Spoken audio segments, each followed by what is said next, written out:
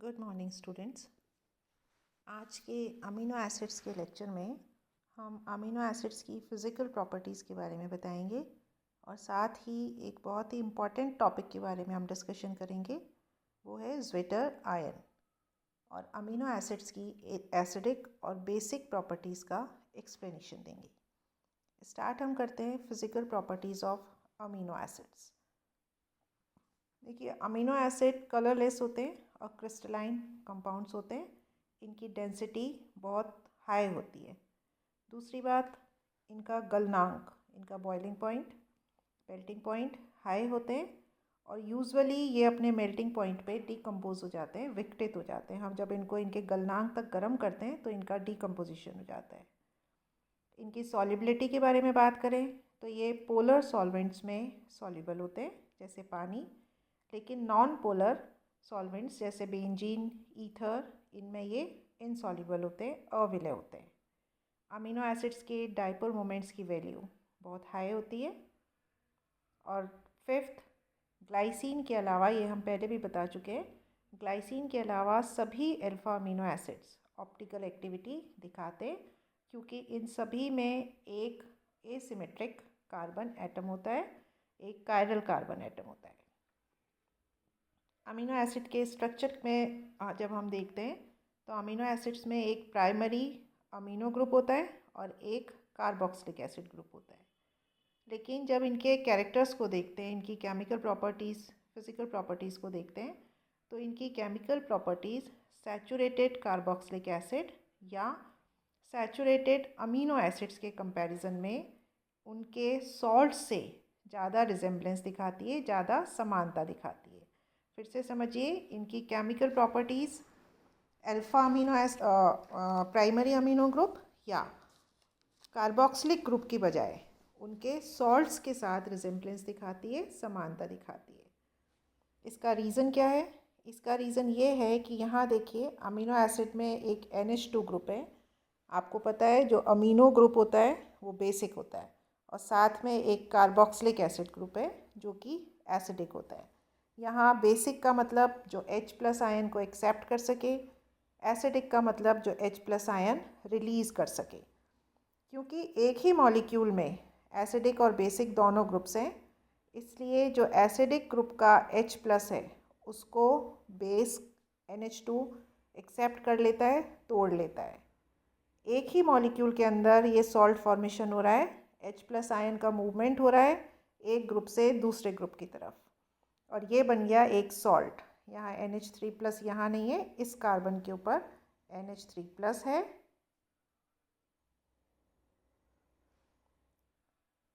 ये बन गया एक इंटरनल सॉल्ट। इंटरनल सॉल्ट का मतलब आंतरिक लवण का मतलब कि एक ही मॉलिक्यूल के अंदर इस लवण का निर्माण हुआ है।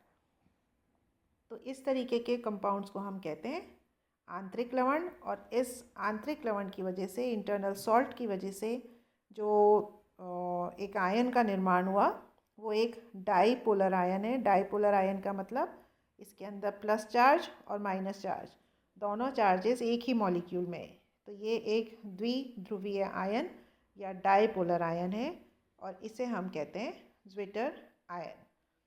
इस बात को अच्छे से समझ लीजिए, अमीनो एसिड के एक मॉलिक्यूल के अंदर ये दोनों रिएक्शंस हो रहे हैं। H+ जो कार्बोक्सिलिक एसिड है वो H+ आयन रिलीज़ कर रहा है, जो अमीनो है NH2 ग्रुप है वो इस H+ आयन को एक्सेप्ट कर रहा है, और इस तरह से सॉल्ट का फॉर्मेशन मॉलिक्यूल के अंदर ही हो गया और एक डाईपोलर आयन बना जिसे हम ज़्विटर आयन कहते हैं।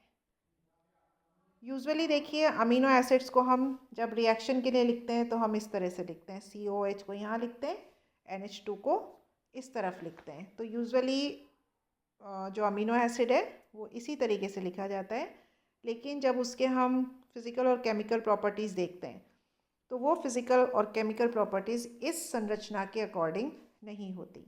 पहले हमने फिज़िकल प्रॉपर्टीज़ के बारे में बताया।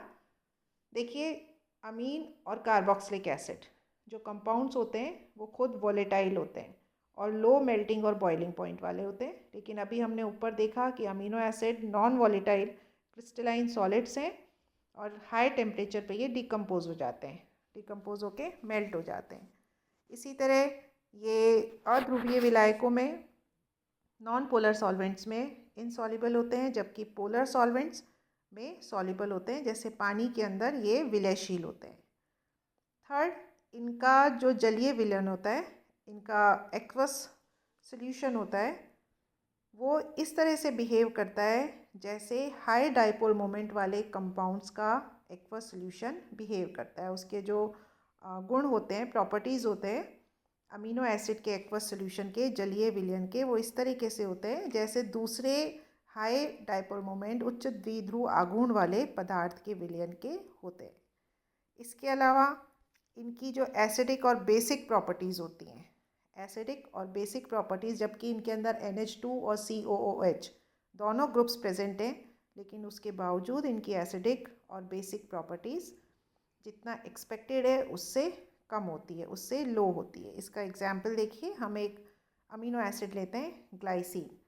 ग्लाइसिन का जो एसिड डिसोसिएशन कांस्टेंट है Ka, उसकी वैल्यू है 1.6 × 10⁻⁻10, जबकि नॉर्मली जो मोनोकार्बोक्सिलिक एसिड होते हैं, कार्बोक्सिलिक एसिड होते हैं, उनके लिए Ka की वैल्यू 10⁻5 की रेंज में होती है, और ये देखिए 10⁻10 की रेंज में है।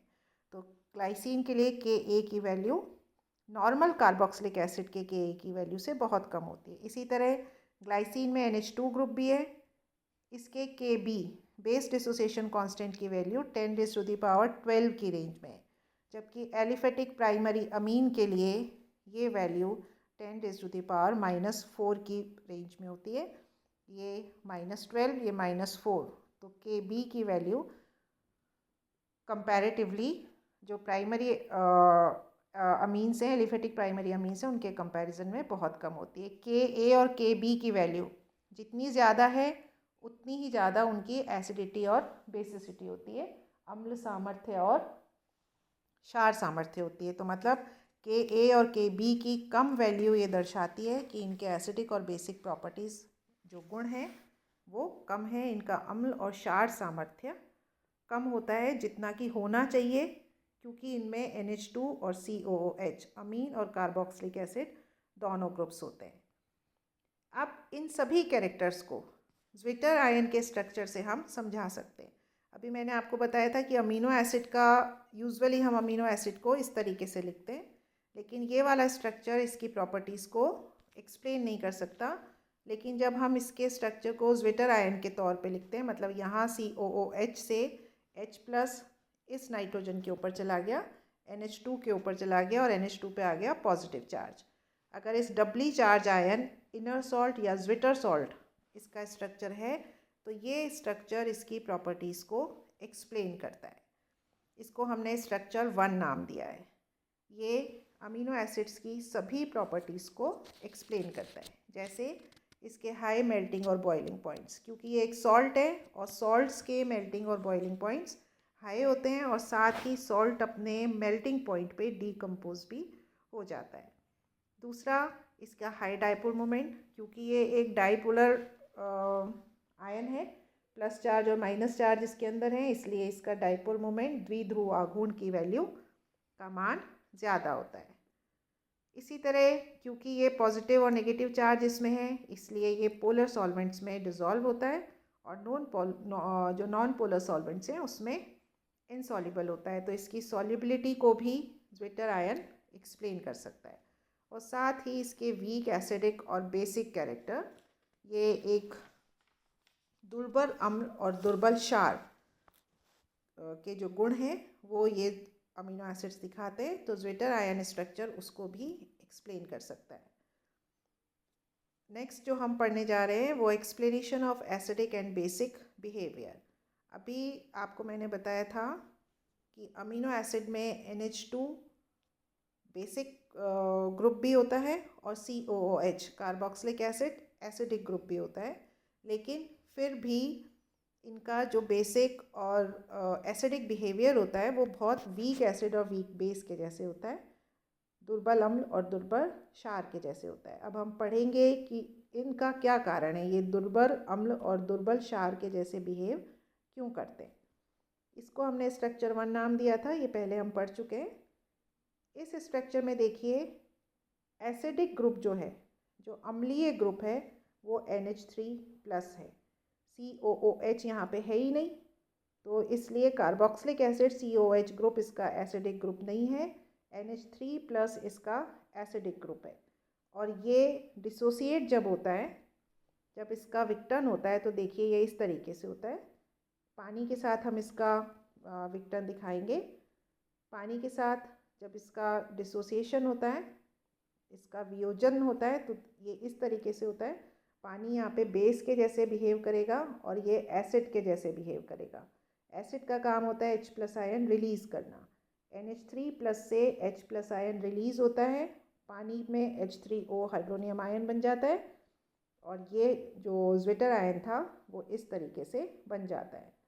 यहाँ पे जो साम्य है उसको, इस साम्य को हम पदार्थ का अम्ल वियोजन स्थिरांक, एसिड डिसोसिएशन कांस्टेंट Ka अगर लिखें तो हम Ka की वैल्यू, जो ये रिएक्शन हमने लिखा था जिसको हमने रिएक्शन 1 नाम दिया है, इस 1 के लिए हम Ka को लिख सकते हैं ये प्रोडक्ट अपॉन रिएक्टेंट्स, ये प्रोडक्ट अपॉन रिएक्टेंट्स। तो ये है इसका Ka। अब देखिए ये तो बात हुई एसिड की। ये जो ज्विटर आयन है, डाइपोलर आयन है, यहाँ पे बेसिक ग्रुप, एसिडिक ग्रुप मैंने आपको बताया NH3+ है, COOH यहाँ पे है ही नहीं।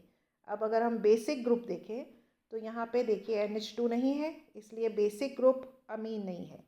इसका जो क्षारीय समूह है वो COO- कार्बोक्सिलेट आयन है। और इस कार्बोक्सिलेट आयन को जब हम पानी में डिज़ोल्व करते हैं तो ये प्रोटॉन को एक्सेप्ट करता है और अपनी बेसिसिटी को दर्शाता है। ये हमने पानी के साथ इसका रिएक्शन दिखाया है। पानी ये बेस के जैसे, ये पानी यहाँ पे एसिड के जैसे, पानी H+ आयन रिलीज़ करेगा जिसको कार्बोक्सिलेट आयन एक्सेप्ट कर लेगा। और ये है समीकरण 2।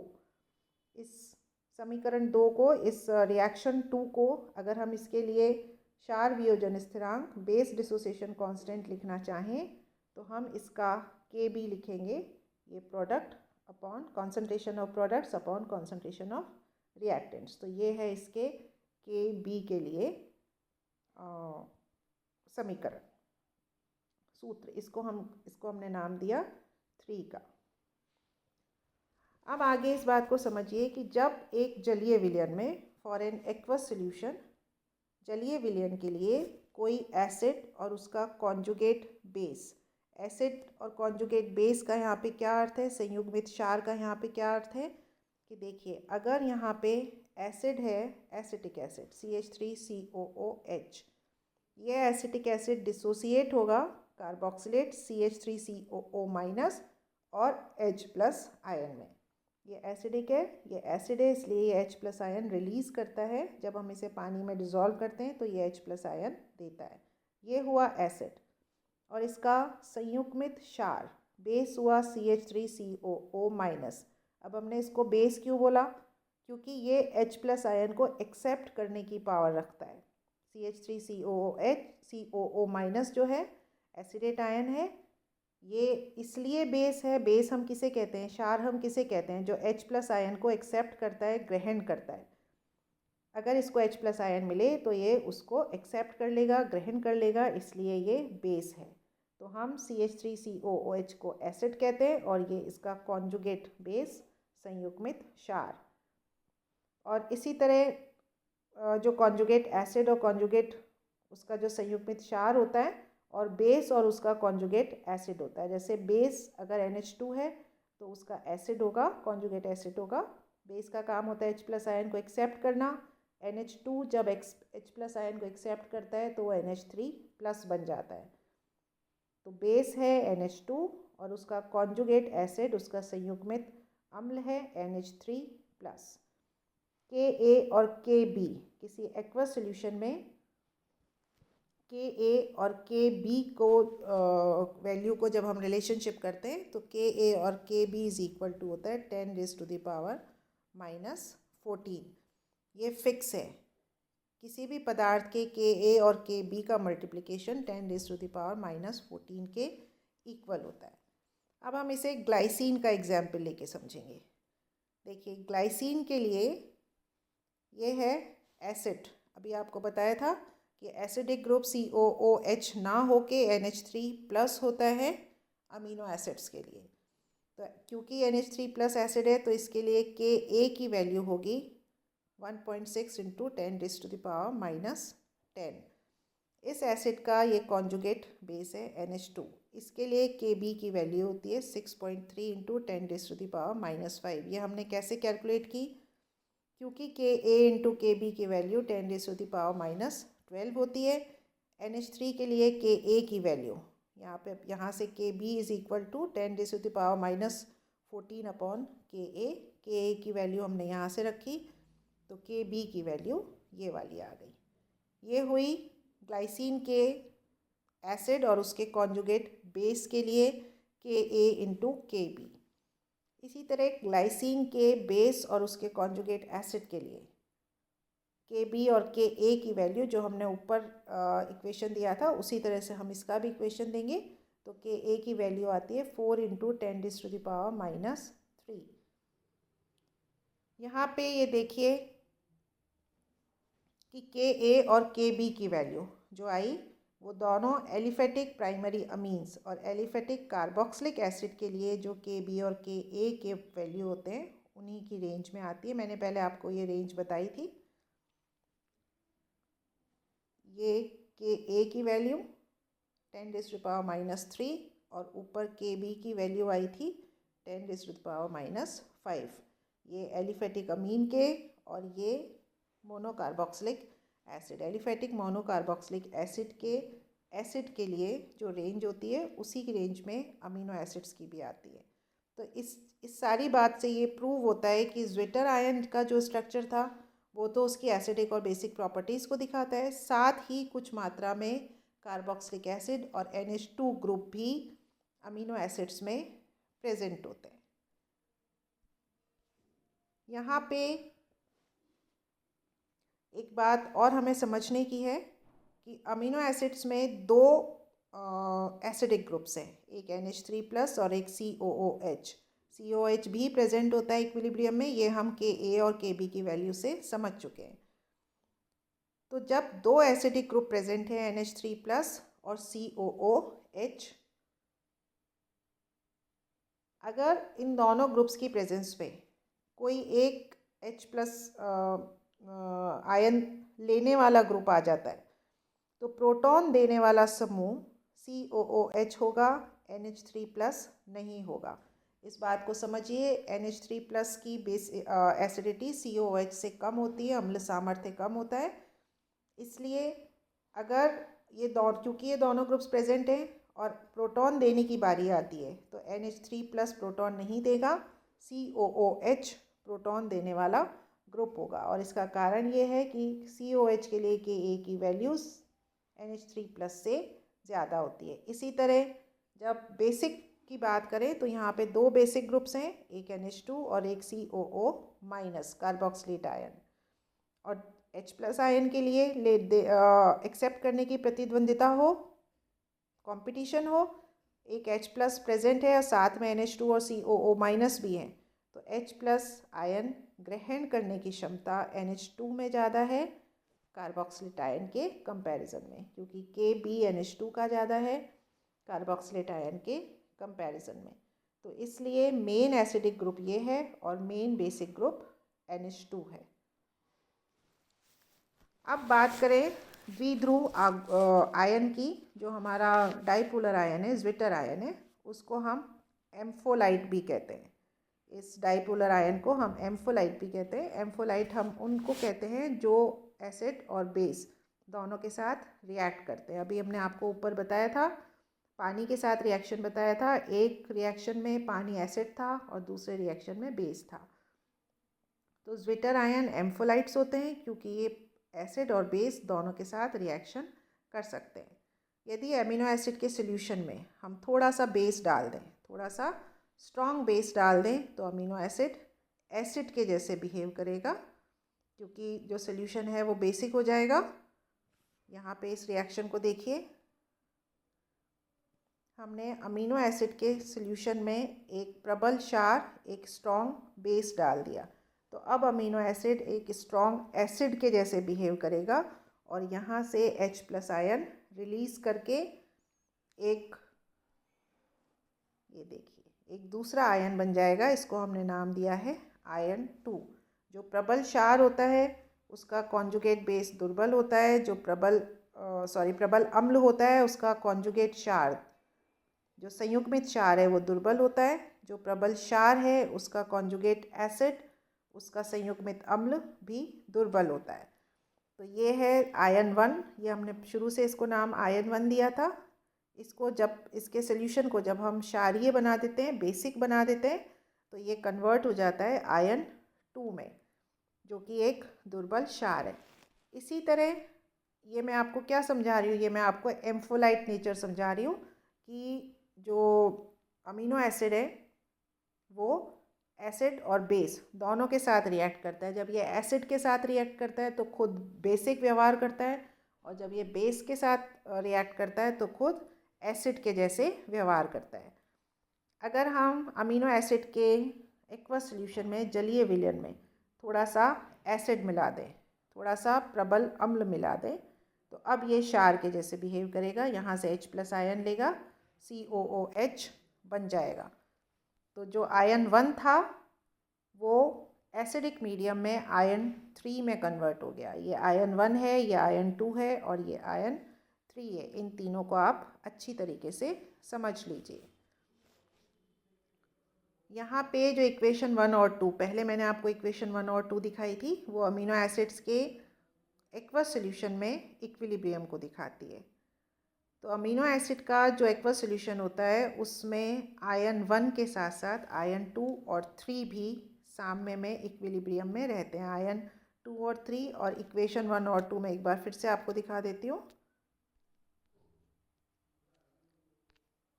देखिए, ये थी इक्वेशन 1 और ये है इक्वेशन 2। ये है हमारा ज्विटर आयन, दोनों में ज्विटर आयन है और साथ में एक ये आयन है और एक ये आयन है। तो ये आयन 1, आयन 2 और आयन 3, आयन 2 और आयन 3, ये तीनों जो एक्वस सॉल्यूशन होता है अमीनो एसिड का, उसमें ये तीनों आयन साम्य में रहते हैं, इक्विलिब्रियम में रहते हैं। ये इक्वेशन 1 और 2 में थे। अब आ जाइए जो हम अभी पढ़ रहे हैं, ये जलीय विलयन में। यहाँ पे देखिए, जलीय विलयन में अमीनो एसिड के एक्वस सॉल्यूशन में ये आयन 1, ये आयन 2 और ये आयन 3, ये तीनों के तीनों इक्विलिब्रियम में रहते हैं, साम्य में रहते हैं। आयन 2 और 3 में एक फ्री NH2 और एक फ्री COOH ग्रुप है। आयन 2 में एक फ्री NH2 और आयन 3 में एक free COOH carboxylic acid group present है। अब क्योंकि ये इक्विलिब्रियम में है और फ्री NH2 और फ्री COOH ग्रुप प्रेजेंट है, तो अमीनो एसिड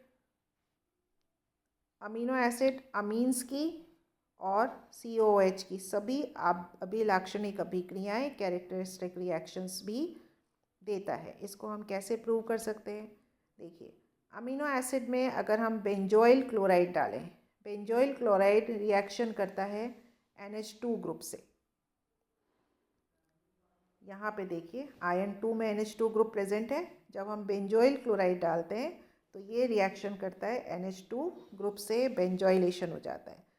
आप बेंजोइल क्लोराइड डालते जाइए, ये वाला जो आयन है इसका कॉन्सेंट्रेशन कम होता जाएगा, क्योंकि ये रिएक्शन करता जाएगा बेंजोइल क्लोराइड से। और आपको पता है कि इक्विलिब्रियम में जब एक तरफ का जो कंपाउंड होता है उसका कॉन्सेंट्रेशन कम हो जाता है, तो रिएक्शन उसी तरफ उसको रीप्लेनिश करने के लिए, कॉन्सेंट्रेशन को वापस से बनाने के लिए उस तरफ शिफ्ट हो जाता है। ये ली शेटेलियर का नियम है।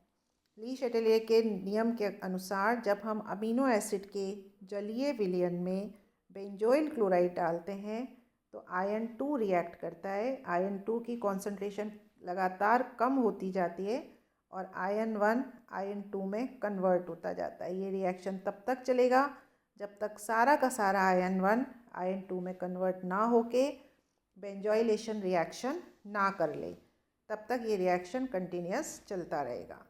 इसी तरह अगर हम इस रिएक्शन के अंदर एस्टर डाल दें, ये जो है अमीनो एसिड का जलीय विलयन एक्वस सॉल्यूशन, उसके अंदर हम एस्टर डाल दें। देखिए एस्टर रिएक्शन करता है एसिड के साथ, एस्टरिफिकेशन रिएक्शन होता है।